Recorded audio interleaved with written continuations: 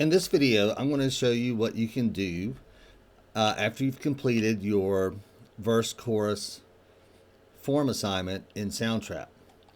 So first I'm going to zoom out so I can get a look at the entire piece.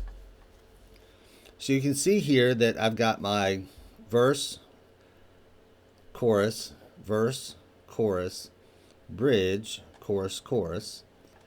I've added some bass loops. I've added some guitar loops. And at the end, I've also added a fade out to bring the music to a close. Once you have all this done, the next step is you can add an intro to your music. So to do that, the first thing I need to do is create some space here at the beginning to create my intro. So I can do this by either starting in an empty place and then clicking and dragging over all of the regions to select everything, or I could also use the command button, the command key next to my space bar.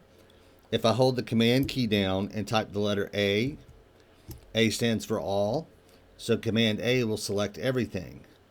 Then to create some space at the beginning, I'm just going to go into one of my regions, click, and I can move all of this at one time. Okay, so I moved this over 4 measures, so I've created a 4 measure space for me to create an introduction. So now I'm going to zoom back in so I can get a little closer look. And so an introduction could be something as simple as just starting with my drum loop by itself. So what I could do is grab my loop here and bring this back to just 4 measures because I just have a 4 measure intro. Hold my option key, option, click, drag, drop, and then I'm going to expand this back out. So with this, I'm just starting with my drums first, and I can also come into the edit button and I can add a fade in so that the music gradually comes in before everything starts. So that's going to sound something like this.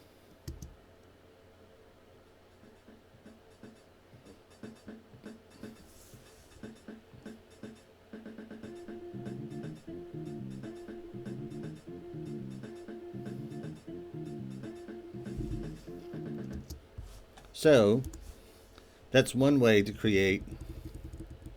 I'll play this one more time.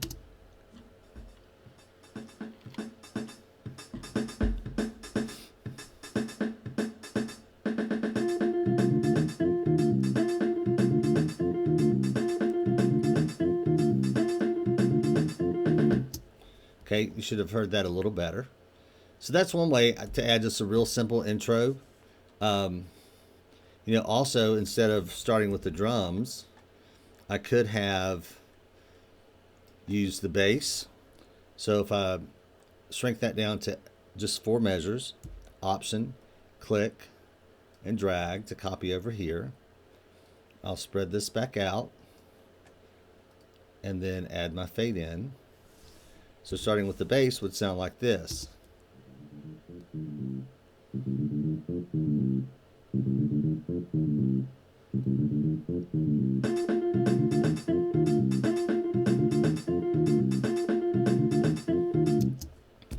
So that's another way to do it. The last thing I want to show you is over here in the loop library. So if you click in your loop library and then click the X in the search bar, you'll see a button that says SFX.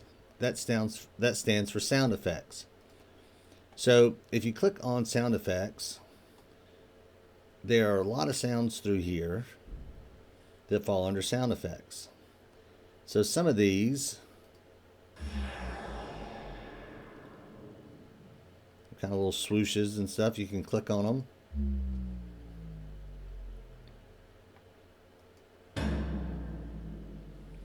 To see what they sound like.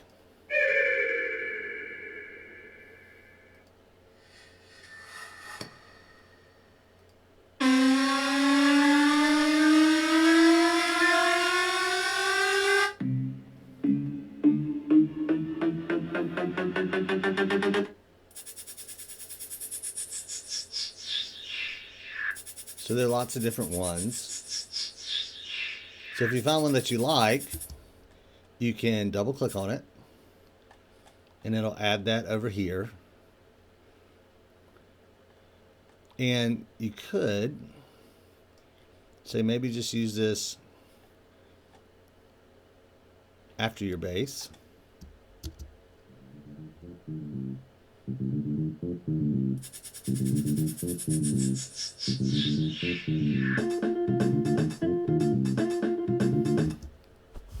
So something like that.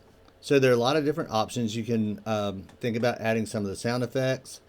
You can make your introduction longer. You can make it a 8-measure introduction, a 2-measure introduction. I would encourage you to keep it in those multiple of either 2, 4, or 8 introduction into your song. So that can add kind of a neat way to start your song off. And at the end, you can add a fade out, but you could also add a sound effect at the end. If you wanted to add a sound effect at the end, you could click it over here and then place it near the end to have something like this.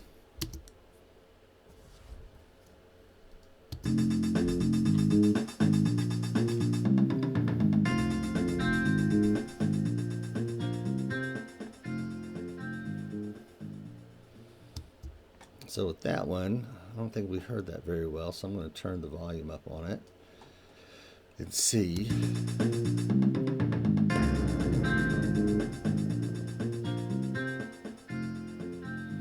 So you can hear that a little better. I don't know that that would be my final choice, but that'll give you some ideas. So you can use sound effects at the beginning. You can use sound effects at the end to find some creative ways to start and end your song.